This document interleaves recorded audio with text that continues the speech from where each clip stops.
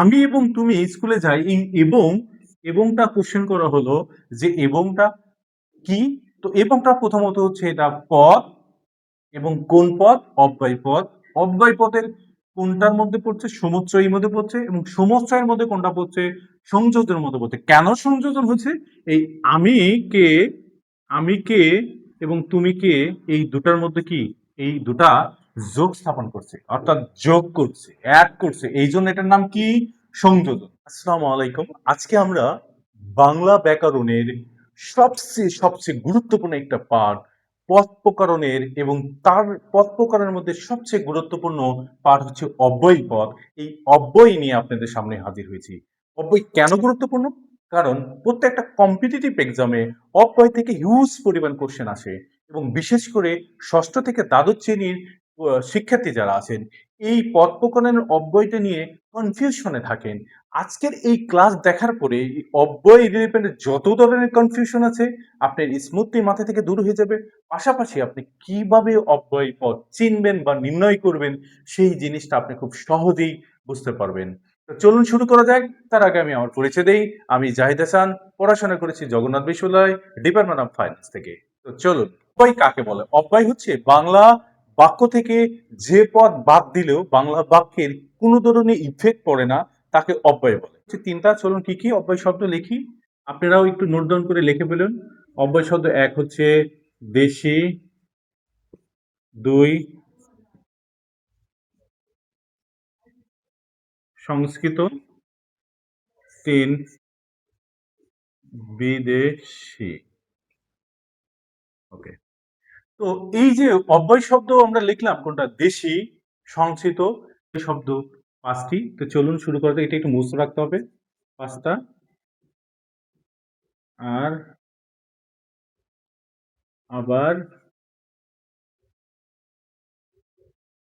ও, হা, না। এই পাঁচটা আপনাদের মুছে রাখতে হবে। এই অব্যয় চেনার জন্য একটা টেকনিক আছে, বিদেশি অব্যয় শব্দ সাতটি। এই টেকনিকটা আপনাদের মুছে রাখতে হবে। সাতটি। এই টেকনিকটা কি? আব্বা মাখু মাখা। এই যে এই শব্দটা আমি লিখলাম, যে বিদেশি অব্যয় শব্দ সাতটি, কি কি? আব্বা মাখু মাখা। আব্বাতে কি? আলবত, আলবত। আর বতে হচ্ছে বহুত, আর এই বাতে সাবাস। আচ্ছা, এই মাতে মারহাবা, আর এই খুতে খুব, আর এই মাতে মাইরি, আর এই খতে খাসা। তো বিদেশি অব্যয় শব্দ সাতটি, কি কি? আলবত, বহুত, সাবাস, খুব, মাইরি, মারহাবা, খাসা। এই টেকনিকের মাধ্যমে, মানে আব্বা, আব্বাতে আতে আলবত, বতে বহুত, বাতে সাবাস, মাতে মারহাবা, খতে খুব, মাতে মারি, খাতে খাসা। এগুলো বিশেষ করে যারা অ্যাডমিশন ক্যান্ডিডেট আছে, বিশেষ করে সাইন, আর্টস, কমার্স এর যে বাংলা পাঠগুলো আসে, এই শব্দগুলো আসে যে আলবত কোন শব্দ, তারপর দেখা যায় বহুত কোন শব্দ, সাবাস কোন শব্দ, তখন আমরা পারি না। বাট আজকের পর থেকে যারা অ্যাডমিশন ক্যান্ডিডেটও যারা আছেন, তারা এটা দেখার পর থেকে আপনার কাছে অব্যয় মানে পানির মতো সোজা। এবং সংস্কৃতি শব্দ আমি লিখিনি, কেন লিখিনি? যে এই যে পাঁচটা দেশি শব্দ, সাতটা বিদেশি শব্দ, তাহলে বাদ বাকি যতগুলো আছে অব্যয়, সবগুলো সংস্কৃতি শব্দ। বন্ধুরা, তো আমরা অব্যয় শব্দ শিখলাম কয়টা? তিনটা। একটা হলো কি ছিল? দেশি পাঁচটি, এবং সংস্কৃত, এবং শিখছি বিদেশি, বিদেশি সাতটি, এবং বাদ বাকি যা আছে সব সংস্কৃত। এবং তারপরে আমরা যে জিনিসটা ব্ল্যাকবোর্ড আপনারা দেখতে পাচ্ছেন, যে অব্যয় পদ। অব্যয় পদ হচ্ছে চার প্রকার। এক হচ্ছে সমুচ্চয়ী অব্যয়, দুই হচ্ছে অনুনয়ী অব্যয়, তিন হচ্ছে অনুকর অব্যয়, চার হচ্ছে অনুসর্গ অব্যয়। এই এই অব্যয়গুলোর আমাদের বিশ্লেষণ শিখতে হবে। বিশেষ করে আমাদের কোশ্চেন আসতে পারে যে কোনটা সমুচ্চয়ী অব্যয়, কোনটা অনুকর অব্যয়, অথবা আসতে পারে কোনটা অনুসর্গ অব্যয়। তো আমাকে এখানে দিল যে কি দিল যে তুমি পড়ো নতুবা ফেল করবে। এই যে এই কোশ্চেনটা আমাকে দিয়ে বলল যে এটা কোন অব্যয়। তো বন্ধুরা একটু ভিডিওটা পজ করে তো দেখুন তো আপনি পারেন কিনা। Okay fine. যদি না পারেন তাহলে আমরা এটা সমুচ্চয়ী অব্যয়। কেন সমুচ্চয়ী অব্যয় এটা আমরা দেখতেছি।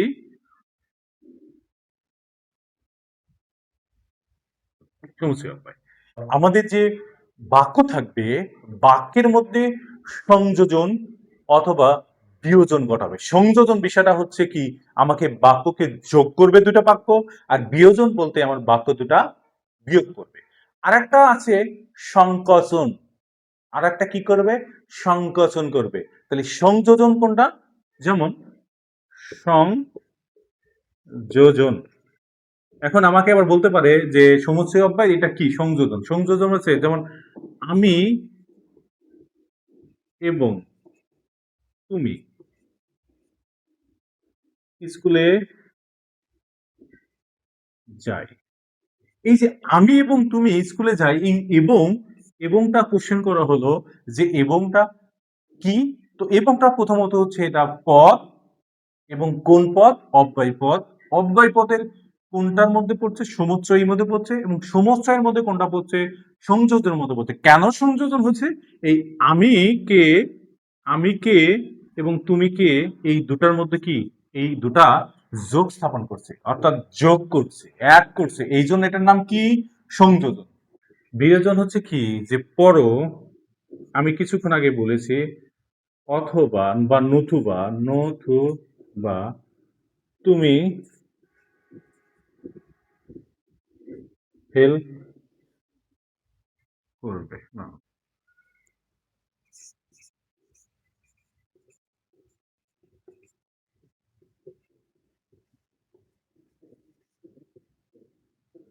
এই যে বিয়োজন অব্যয়টা হচ্ছে এই যে ছাড়া, বলতেছে তুমি ছাড়া সে যাবে না, মানে তোমার বিহঙ্গে বা তোমার বিয়োগে সে যাবে না, মানে এই যে ছাড়া, এই ছাড়া শব্দটাই বিয়োজন অব্যয়। তার মানে এটা বিয়োগ করে ফেলছে। সংকোচন হলো বিষয়টা আমাদের আহ দো এবং অলদোর যে নিয়মটা আমরা ইংলিশে যে শিখেছিলাম, দো মানে কি যদিও বা তবুও, এই দো বা অলদোর নিয়ম অনুযায়ী হচ্ছে সংকোচন। বিষয়টা কেমন, যে যদিও সে গরিব তবুও সে সৎ। তার মানে একজন গরিব মানুষকে কি হওয়া উচিত না, সৎ হওয়া উচিত না, কারণ তার টাকার দরকার বা তার অভাব আছে, বাট সে সৎ। বা যদিও যদিও সে দুর্বল, তবুও সে কি ফুটবল খেলে, বা তবুও সে হাঁটতে পারে। তার মানে দুর্বল মানুষ তো হাঁটতে পারবে না, এটাই স্বাভাবিক, বাট কিন্তু সে হাঁটতেছে। তার মানে সংকোচন বিষয়টা এমন, একটা পজিটিভ জিনিস হবে আর একটা নেগেটিভ জিনিস হবে। তো বন্ধুরা আশা করি তোমরা সমুচ্চয় অব্যয়ের যে তিনটা পার্ট আছে, সেই তিনটা বাক তোমরা বুঝতে পেরেছো। তো বন্ধুরা আমরা বলেছিলাম যে অব্যয় পদ চারটি, তার মধ্যে একটা হচ্ছে সমুচ্চয়ী। অলরেডি আমরা সমুচ্চয়ীটা শিখেছি, এখন হচ্ছে অনুন্বয়। অনুন্বয় অব্যয় হচ্ছে এমন একটা অব্যয় যেটা বাংলা বাক্যে কি স্বাধীনভাবে প্রকাশ পাবে। কিভাবে প্রকাশ পাবে, স্বাধীনভাবে প্রকাশ পাবে, অথবা ভাব প্রকাশ করবে। যেমন আমরা একটা উদাহরণ দিই, মরি মরি কি উচ্ছ্বাসে তোমার ডুবে, বা হুররা আমরা খেলায় জিতেছি। এই যে হুররা বললাম, এটা একটা বাক্যে কিন্তু স্বাধীন, স্বাধীন, এটা কিন্তু কারোর সাথে কোনো সম্পৃক্ত নাই। এটাকে বলা হবে অনুন্বয়ী অব্যয়, যে মরি মরি কি রূপে উচ্ছ্বাসী। এটা অন কাইন্ড অফ আমাদের যে এক্সক্লামেটরি সেন্টেন্স ছিল, সেই এক্সক্লামেটরি সেন্টেন্স অনুকর অব্যয় নিয়ে আলোচনা করব। তো অব্যয় ভাবের অনুকর অব্যয় কাকে বলা হয়? অনুকর অব্যয় অন কাইন্ড অফ দ্বিরক্তির মতো। দ্বিরক্তি শব্দটা কি? দ্বিরক্তি হচ্ছে মানবসৃষ্ট সকল শব্দকে দ্বিরক্তি বলা হয়। মানবসৃষ্ট সকল শব্দকে দ্বিরক্তি বলা হয়। যেমন অনুকর অব্যয় কি, যে শনশন বাতাস বইছে, এই যে শনশন বাতাস বইছে, বা আমি ডেকে ডেকে হয়রান হয়েছি। এই যে ডেকে ডেকে মানে একটা শব্দ যখন দুইবার উচ্চারণ করা হয়, তখন তাকে কি বলা হবে, অনুকর অব্যয়। এই যে দুইবার কোন শব্দের মধ্যে যদি সেম শব্দ থাকে, যে আমি খুব ঘুমিয়েছি। এই যে খুব ঘুমিয়েছি, ঘুম শব্দটা দুইবার বলেছি এবং বলা হলো এটা কোন অব্যয়। তাহলে আমরা কি বলবো? চোখ বুজে বলবো যে এটা অনুকর অব্যয়। আশা করি অনুকর অব্যয়ের বিষয়টা নিয়ে আপনারা ক্লিয়ার হয়েছে। অব্যয়ের সর্বশেষ যে পদটা সেটা হচ্ছে অনুসর্গ অব্যয়। তো অনুসর্গ অব্যয় কাকে বলে? এটা যদি আমি আপনাদেরকে বলি তাহলে আপনি বুঝতে পারবেন যে আমরা তৃতীয়া বিভক্তি কি জানি? তৃতীয় বিভক্তি হচ্ছে ধারা দিয়ে কর্তৃক। এই যে তৃতীয় বিভক্তিকেই বেসিক্যালি অনুসর্গ অব্যয় বলে। যেমন তোমাকে দিয়ে এই কাজটি হবে না, এই দিয়ে শব্দটি অনুসর্গ অব্যয়। বা তোমার দ্বারা পরীক্ষায় ভালো ফলাফল করা সম্ভব না, এই ধারা শব্দটি অনুসর্গ অব্যয়। অথবা লাঙ্গল দ্বারা জমি চাষ হয়, এই যে লাঙ্গল দ্বারা জমি চাষ হয় এটা অনুসর্গ অব্যয়। তো আশা করি আমাদের অব্যয় পদের যে গুরুত্বপূর্ণ যে বিষয়গুলো এটা নিয়ে আপনাদের সাথে আলোচনা করেছি এবং আপনারা এই ক্লাসটা দেখে অনেক বেশ উপকৃত হবেন এবং অব্যয় পদ নিয়ে আপনাদের কোনো ধরনের কোনো কনফিউশন থাকার কথা না। তারপরও যদি অব্যয় পদ নিয়ে কোনো ধরনের কোনো কনফিউশন থাকে আপনারা আমাদের কমেন্ট বক্সে লিখুন, আমরা চেষ্টা করব আপনাদের এই কনফিউশনটা দূর করার জন্য। তো আমাদের সাথে ভালো থাকুন এবং সুস্থ থাকুন এবং পাশাপাশি আপনারা এই ভিডিওটা আপনাদের বন্ধুদের সাথে শেয়ার করে দিন। ধন্যবাদ।